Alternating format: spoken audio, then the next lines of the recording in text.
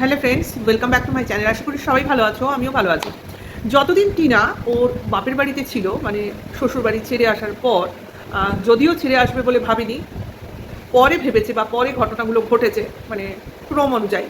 তো সেই কদিন ওর বাপের বাড়িটা প্রচণ্ড খারাপ ছিল, প্রচণ্ড। মানে এখনও যে ভালো আছে তা না, প্রচণ্ড খারাপ ছিল। সে লোকজন ছেড়ে দাও, তাদের তো যেভাবে চরিত্র বিক্রি করেছে এক একজনকে ধরে ধরে, তাদের তো মানে আর বাজারে আর বিক্রিই করা যাবে না, এতবার তারা বিক্রি হয়ে গেছে। সে মা বলো, বাবা বলো, ঠাকুমা বলো, দাদা বলো, বৌদিকে শুধু ছেড়ে দিয়েছে নিজের পাড়ার মেয়ে বলে, ঠিক আছে? কারণ পাড়ার মেয়েকে যদি কলঙ্কিত করে তাহলে তো ভাই তার বাড়িটা সুরক্ষিত রাখা অসুবিধা হয়ে পড়বে আর কি। মানে প্রাণের কোথাও থেকে একটা ছোট্ট ভয় কাজ করেছিল যে এতটাও করা ঠিক হবে না, তার থেকে শ্বশুরবাড়িটাকে খারাপ মানে বানিয়ে দাও। তাতে হয় বৌদিটা বাড়ি ছেড়ে চলে আসবে ছেলেটাকে নিয়ে, মানে টিনার দাদাকে নিয়ে, নতুবা ননদকে ঘরছাড়া করবে। কীরকম ট্রিক্স খেলা হয়েছে ভাবো। হ্যাঁ, এইগুলো সব ছোটোখাটো চেষ্টা, সেটাকে বড়ও ভাবতে পারো।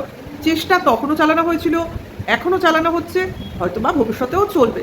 তো ওরা এগুলো জানে, আমরা যদি জানি তো ওরাও জানে। এটা একদম মানে কি বলবো, কারণ অজানা নয়, ঠিক আছে?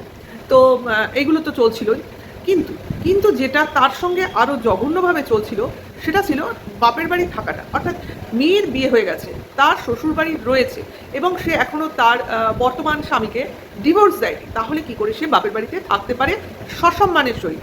কাজী তাকে নোংরা, কলঙ্কিত করো, তার চরিত্রটাকে একদম বাজারু বানিয়ে দাও, এবং তাকে তার বিরুদ্ধে এমন পরিস্থিতি অবস্থার সৃষ্টি করো যাতে সে লজ্জায় যা যা করার, মানে বুঝতে পারছো নিশ্চয়ই, যেটা ওরা কল্পনায় করে নিয়েছিল ওর বর্তমান স্বামী, সেইগুলো, সেই স্টেপগুলো নিতে পারে।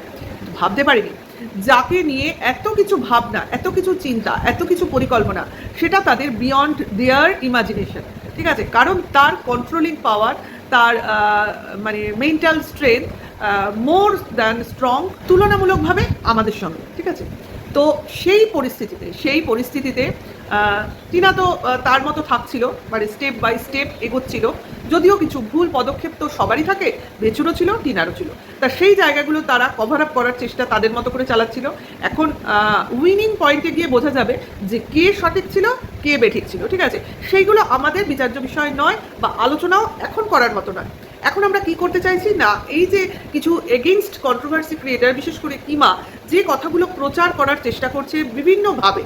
যেমন প্রথম দিকে বাপের বাড়িতে থাকা ভীষণ অন্যায় ছিল, সেটা অস্বাস্থ্যকর পরিবেশ ছিল, এবং সেখানে থাকাটা খুব বিপজ্জনক ছিল না, টিনার জন্য না। কারণ টিনা ওর চেষ্টাটা চালিয়ে যাচ্ছিল তার মাতৃসত্তাটাকে ফিরে পাওয়ার জন্য, অর্থাৎ তার সন্তানকে নিজের কাছে আনার জন্য।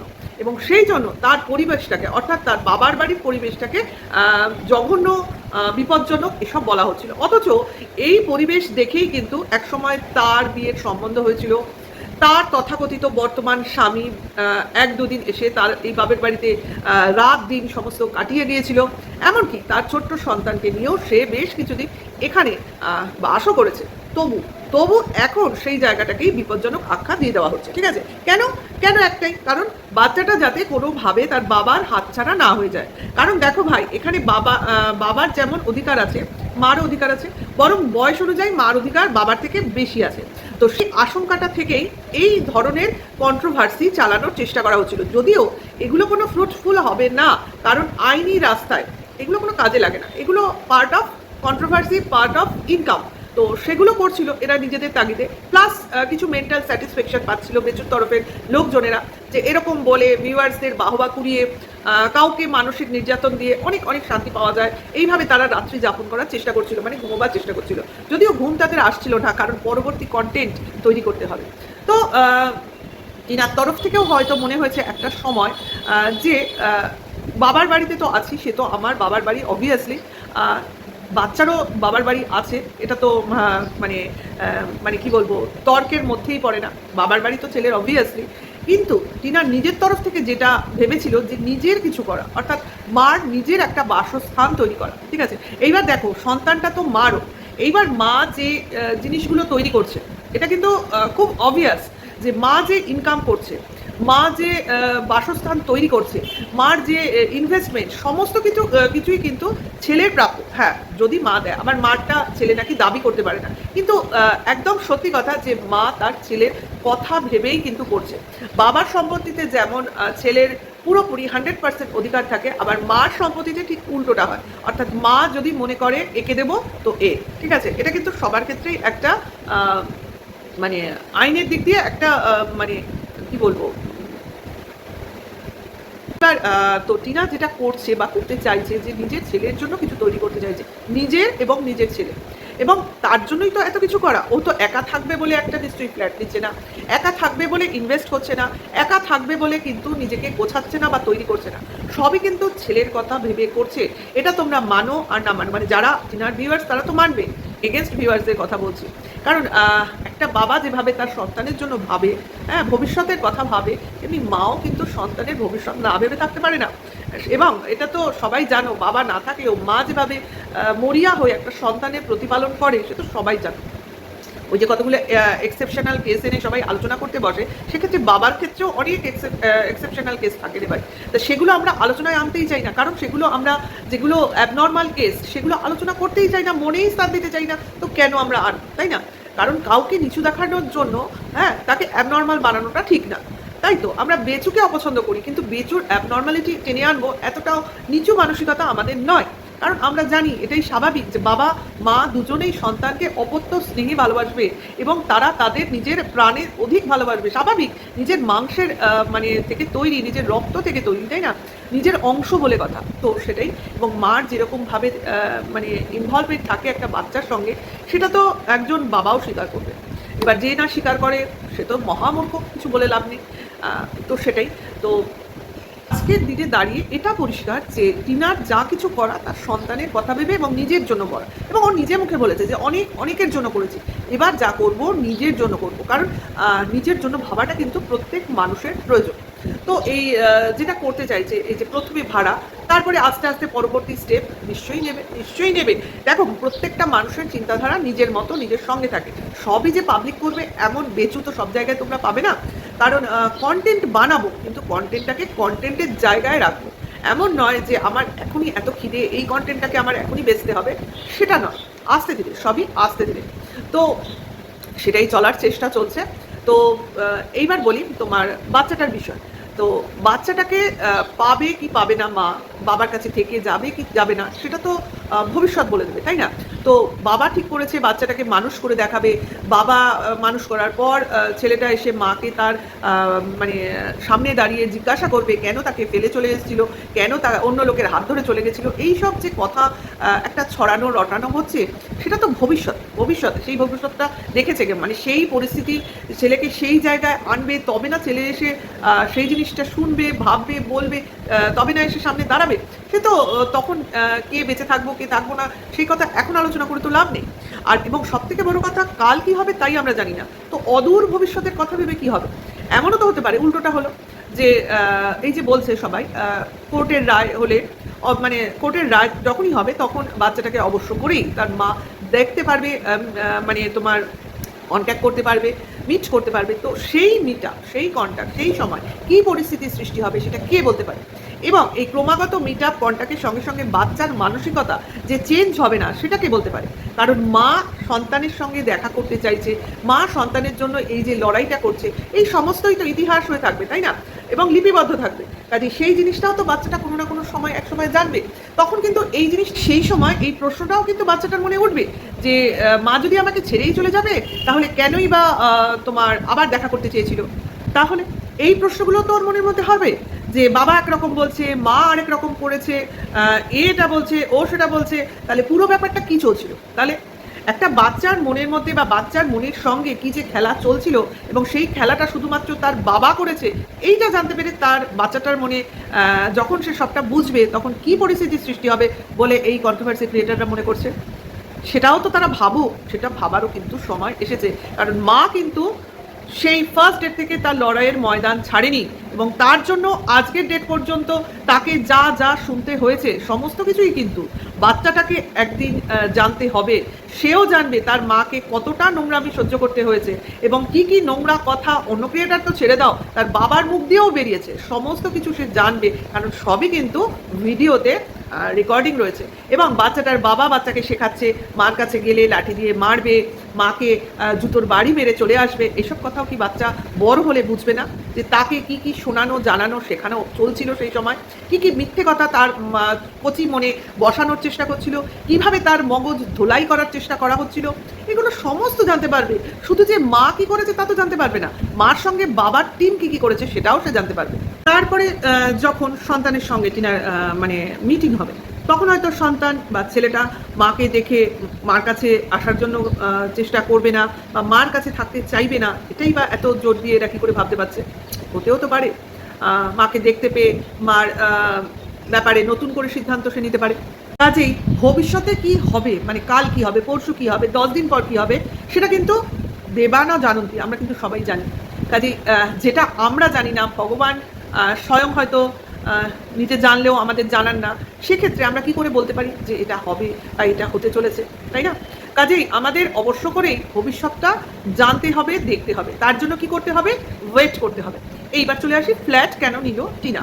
আচ্ছা, ফ্ল্যাট তো নিল ও নিজের জন্য এবং অবভিয়াসলি ভবিষ্যতের কথা ভেবে, যে ভবিষ্যতে যে দিনগুলো আসতে চলেছে সেইগুলোতে যাতে ওর কোনো সমস্যা না হয়, ও যাতে স্মুথলি যেতে পারে, তো সেই জন্যই এই ফ্ল্যাটটা নেওয়া। এবং অবভিয়াসলি সবাই সেটা জানেও, কিন্তু সেটাকে মানে একটা উড়োভাবে মিসলিড করা হচ্ছে, এই ব্যাপারটাকে একটা মিসলিড করা হচ্ছে যে অমুক ফোকলা তমুক ফোকলা, এর সঙ্গে থাকার, ওর সঙ্গে সংসার করার, এইভাবে একটা মানে নোংরা কন্ট্রোভার্সি করার চেষ্টা করা হচ্ছে। ভাই একটা কথা পরিষ্কার, সেটা অবশ্য করে যারা করছে তাদের কাছেও আমাদের কাছেও, যে ফোকলার অস্তিত্ব আপাতত নেই, এখানে নেই। আপাতত কেন, ভবিষ্যতেও আসবে কিনা আমরা বলতে পারছি না। আর এখন যে টোটালি নেই সেটা কিন্তু টিনা তার নিজের মুখ দিয়ে বলে দিয়েছে, যেটা কিনা আগেও স্বীকার করে নিয়েছিল, পরে সেটা ওর তরফ থেকে ও জবানবন্দি দিয়ে দিয়েছে যে নেই মানে নেই। আর এটা আমরা জানি, টিনা যখন যার দিক থেকে মুখ ফিরিয়ে নেয় সেই দিকে আর তাকায় না। এটা অনেকের ক্ষেত্রেই হয় যে যখন সে পুরোপুরি ব্যাপারটা বুঝে যায় তখন আর তার দিকে তাকায় না। যদিও আমার এই ব্যাপারটায়ও যথেষ্ট ডাউট আছে যে এটা কতটা রিয়েল ছিল, মানে টিনা আর ওই ফোকলার সম্পর্কটা। হতে পারে এটা একটা মানে টাইম টেকেন ব্যাপার ছিল, হয়তো একটা বন্ধুত্বর পর্যায়ে ছিল, তারপর আস্তে আস্তে জিনিসটা অন্য পর্যায়ে যেত, কিন্তু সেই সময়টুকু এখানে পাওয়া যায়নি। কাজেই যে সম্পর্কটা সেই জায়গাতেই যায়নি। হ্যাঁ, আর তোমার কি বলে, অপরদিকে কন্ট্রোভার্সি ক্রিয়েটাররা কী করলো না, সেটাকে একদম মণ্ডপ অবধি পৌঁছে দিল। ওই পৌঁছো স্বয়ং বেচুও চেষ্টা করেছিল, বেচুর সঙ্গে বিয়ের আগে নাকি বিয়ে দিয়ে দিতে। তাহলে বুঝতেই পারছো যে এদের গুজব, গল্প, অনুমান কোথায় যেতে পারে, কোন পর্যায়ে পৌঁছে যেতে পারে এরা। কাজে এদের কথা যে ধর্তব্যের মধ্যে ধরতে নেই, সেটা তো এখন মোটামুটি ম্যাক্সিমাম ভিউয়ার্স বুঝতে পারছে। কাজেই বলতে দাও, বলতে থাকুক। আর মার লড়াই চলছে বলেই এত ভাট বকাবকি চলছে চারপাশে। কারণ কি বলতো, মরিয়া, এরা মরিয়া, যে কোনো ভাবে মার কাছ থেকে সন্তানটাকে কেড়ে নিজেদের সম্পদ করে রাখতে হবে। কারণ এরা কিন্তু খুব ভালো করে জানে মা সন্তানের টাচে এসে গেলে সন্তানের মানসিকতা পরিবর্তন হয়ে যেতে পারে ফার্স্ট, দেন এটা কিন্তু একটা খুব রিস্কি ব্যাপার, যেটা কিনা বাবার মনে বা বাবার ফ্যামিলির মনে অহরহ চলতে থাকে। আর কন্ট্রোভার্সি ক্রিয়েটারদের মনে আরেকটা ভয় কি, যে এই সন্তান যদি মার সান্নিধ্যে চলে আসে, মানে ফার্স্ট পারমিশন থেকে অবভিয়াসলি, এবং আইনের চোখে সন্তানের উপর দায়িত্ব, মানে অধিকার, দায়িত্ব, কর্তব্য সমস্ত মায়েরও তো রয়েছে। তো সেই ক্ষেত্রে মা যদি সেগুলো নিতে চায়, তো অবভিয়াসলি মা সেটা নেবে, এবং তখন কিন্তু অনেক পাবন্দি লাগাবে মা, মানে সন্তানকে ইউজ করার ক্ষেত্রে, অন্যান্যদের ক্ষেত্রে, যে আমার সন্তান আমাকে জিজ্ঞেস না করে ওইভাবে ইউজ করছে, আমার সন্তানের সঙ্গে ও ওইভাবে রিলস বানাচ্ছে যেটা আমি পছন্দ করছি না, আমার সন্তানকে আমার পারমিশন ছাড়া এরা তোমার থাম্বনেলে চিপকাচ্ছে যেটা আমি চাইছি না। ওকে, এই জিনিসগুলোর ভয় কিন্তু এই কন্ট্রোভার্সি ক্রিয়েটারগুলোর মনে খুব সাংঘাতিকভাবে চেপে বসেছে। আর এরা সহ বেচু টোটালি জানে যে সন্তান একবার মার সান্নিধ্যে আসা মাত্র এদের কিন্তু অনেকটাই ভিউজ ডাউন হয়ে যাবে। কারণ সবাই সন্তানটাকে দেখতে চায়, যে সন্তান কার সঙ্গে থাকতে চায়, সন্তান কার সঙ্গে ভালোভাবে রয়েছে এবং সন্তান কার সঙ্গে আনন্দে রয়েছে। এটা কিন্তু মেইন, বাচ্চাটা কি চাইছে এটা কিন্তু মেইন প্রায়োরিটি, এবং এটা কিন্তু প্রত্যেকের হওয়া উচিত। এবং এটা যদি আমরা দেখি ভবিষ্যতে যে সন্তান বাবার সঙ্গে থাকতে চাইছে, অবভিয়াসলি আমরা সেখানে কোনো বাদ সাধবো না, কারণ ছেলের ভালো থাকাটাই হচ্ছে এখানে মেইন। কিন্তু অবভিয়াসলি মাকে বাদ দিয়ে নয়, মানে মার সঙ্গে মাকে মেরে ফেলে নয়, মাকে দেখুক ছেলে, মাকে জানুক যে তার মা এখনো এই পৃথিবীতে বেঁচে রয়েছে, তার মা তাকে তার নাম করে কাঁদে, তার মা তাকে স্মরণ করে, তার মা প্রতিদিন তার সঙ্গে দেখা করতে চায়, তার মা প্রতিদিন তার কথা ভাবে, তার মা তার কথা না ভেবে ঘুমায় না, তার ঘুম আসে না। এই জিনিসগুলো সন্তানটা ভাবুক, তারপর সন্তানটা তার ভালোবাসা দিয়ে বিচার করুক যে সে কার কাছে থাকবে, বা সে কার কাছে বেটার থাকবে, সে কার কাছে ভালোবেসে থাকবে। এটাই তো, কারোর উপর চাপিয়ে দেওয়া নয়, তার চাওয়াটাকে প্রাধান্য দেওয়া দরকার। এবং এইটা যদি সেই মুহূর্তে দাঁড়িয়ে আমরা দেখতে পাই না ছেলেটা তার বাবার সঙ্গেই থাকতে চাইছে, বাবার বাড়িতেই ভালো আছে মানে খেয়ে পড়ে আছে না, ভালো মনে আছে, খুশিতে আছে, স্বতঃস্ফূর্তভাবে আছে, দেন অবভিয়াসলি আমরা বলবো যেখানে আছে সেখানে থাকুক।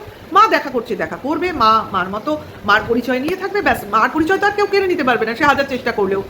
তুমি ছেলের মন থেকে মার নাম সরিয়ে দিতে পারো, কিন্তু বার্থ সার্টিফিকেট থেকে সরাতে পারবে? তাহলে তো তুমি আইনের আওতায় চলে আসবে, এবং অবভিয়াসলি সেটা ক্রিমিনাল অফেন্স হবে। কাজেই যারা এসব ভুলভাল ভাওতা গল্পবাজ দিচ্ছে, তো এদের কথা গল্প হিসেবেই নাও, দেখো না তা না, অবভিয়াসলি নেবে।